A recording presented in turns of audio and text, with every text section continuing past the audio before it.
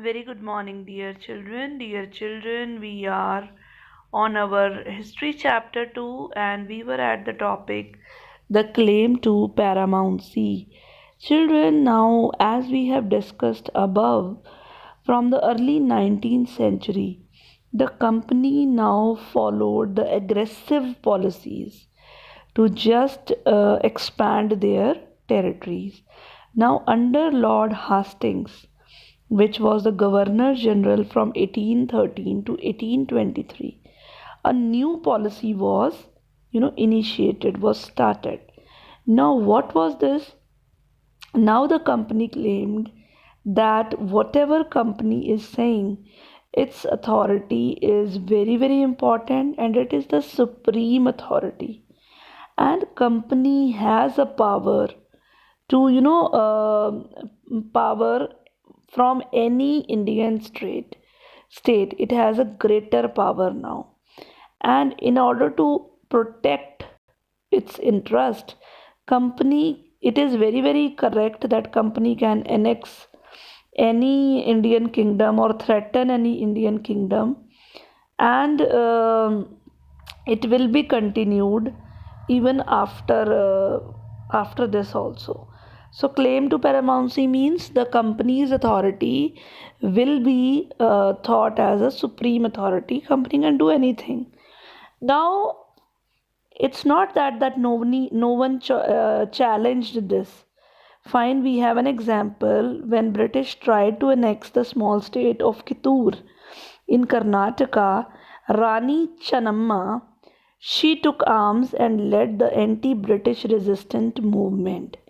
She was arrested in 1824 and she died in the prison itself in 1829. But her poor chowkidar, not her, a poor chowkidar of Sangoli in Kittur, whose name was Rayanna, he carried out this resistance, and he got support also, and he destroyed many British camps and records, and he was caught and hanged by British in 1830. Fine.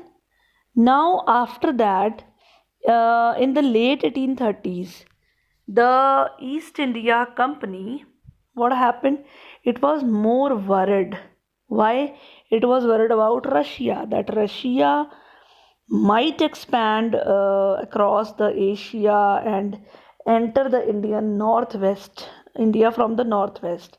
So because of this fear, now British, they wanted to get control on the northwest also. So they had a very long war with Afghanistan in 1838 and 1842. It established a indirect rule in the Afghanistan. Sindh was taken over in 1843, and next in the line was Punjab. So when Maharaja Ranjit Singh was there, they were not able to gain control over Punjab. But after his death, two wars they had with Sikhs, and ultimately in 1849, Punjab was also annexed by the British. Then the next policy is, children, the doctrine of lapse. Now, in this policy, this was, Lord Dalhousie. He was the Governor General from 1848 to 56. Now, he devised this policy of doctrine of lapse. What does it mean? That if any Indian ruler died without a male heir, means he does not have a son, his kingdom is going to lapse, and that kingdom is going to become the company's territory. And one kingdom after another, they started annexing with this doctrine of lapse. So the examples are Satara, Sambhalpur, Udaipur, Nagpur, Jhansi. And finally in 1856, the company took Awadh also under their control. And British, they said that we are obliged by this duty because we have freed the people of Awadh from the misgovernment of the Nawab. And the people were very angry upon this, and the people of Awadh, they joined the great revolt of 1857 that we will read in the upcoming chapters. Now, children, you can just take a look on the maps how company started with a small area and how it expanded its empire to a very large area, territories, setting up a new administration. Now, see, Warren Hastings, who was the Governor General from 1773 to 85, fine, he was a very important figure who played a very significant role in the in expanding the company power, and the company acquired power not only in Bengal but also in Bombay and Madras. Fine. So the British territories, they were divided into different administrative territories. Fine. The administrative units called presidencies. So there were three presidencies: Bengal, Madras, and Bombay Presidency. And each presidency was ruled by a governor, and supreme head of the administration was the Governor General. So Warren Hastings was the first Governor General who introduced several administrative reforms in the sphere of justice. So in 1772, a new system of justice was established. Fine, every district has two courts: a criminal court, which was known as a Faujdari Adalat, a civil court, which was known as Diwani Adalat.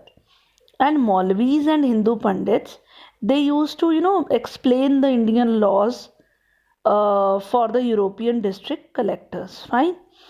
And who are going to preside over a civil court. So criminal courts, they were under the qazis and a mufti, and they were supervised by the collectors. Fine. So after that, the major problem was with the Brahmin Pandits.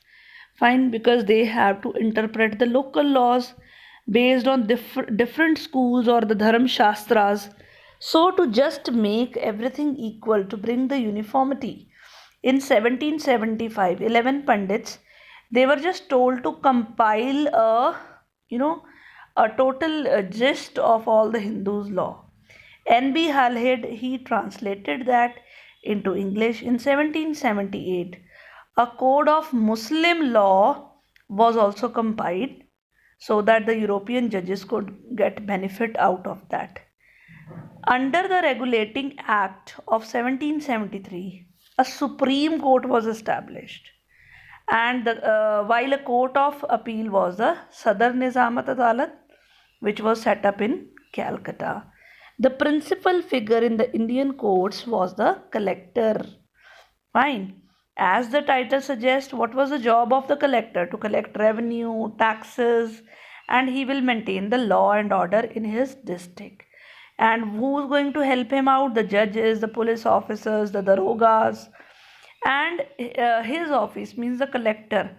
It became a new center of power now, and it was replaced previously with many holders of authorities. So, after that, children, we are going to study about the company's army. Now, during the colonial rule, it became some new ideas of administration and reforms also, as the power resisted on its military strength. So, Mughal army was composed of cavalry. Cavalry is the Savars, the trained soldiers on the houseback, and infantry means the soldiers on foot, padal one.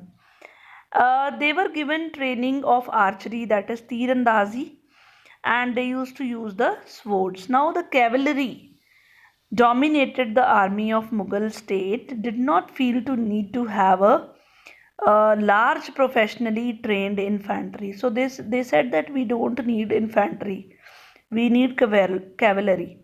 The rural areas had a large number of armed peasants and local zamindars. They used to supply pedal soldiers to the Mughals. So they didn't require that.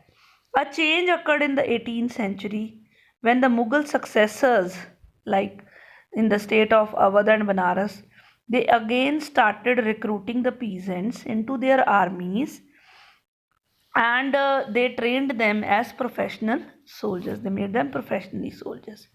The East India Company adopted the same method when it began, when it started recruiting its own army, which came to be known as the Sepoy army. Fine. The Indian word Sipahi, which means soldiers. Now, as now the warfare technology has changed, the cavalry requirement of the company also, the cavalry requirement declined. So, because the British Empire was fighting in Burma, Afghanistan, Egypt, where soldiers were armed with muskets and matchlocks. So the soldiers of company army, they had to, keep changing the military requirements, and its infantry regiments now became more important. Fine. In the early 18th century, the British, they develop a uniform military culture, means soldiers were increasingly subjected to European style training. Fine, they were getting training just as Europeans, they were getting drill, they used to have discipline.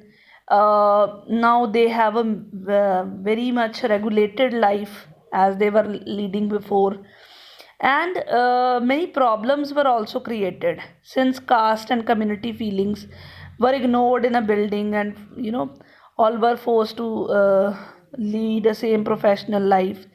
So this way the problems also occurred. Fine. So that we are going to study in the upcoming chapters. So the conclusion, children, what we have seen, how a company, East India Company, it transformed itself from a trading company to a territorial colonial power, and their arrival of new steam technology in the earlier century, how it started, how within between 6 to 8 months to travel to India by sea. Now steamships reduced, the steam technology was introduced, so now they were getting less time to reach India. Previously they were it was taking to 6 to 8 months. Now steam engine, they reduced the time, 3 weeks only they took, and their families to come to far off country like India. So in 1857 the company came to exercise the direct rule over the 63% of the territory and 78% of the population of the Indian subcontinent. Fine, so this was all about today's topic, children. Thank you and have a nice day.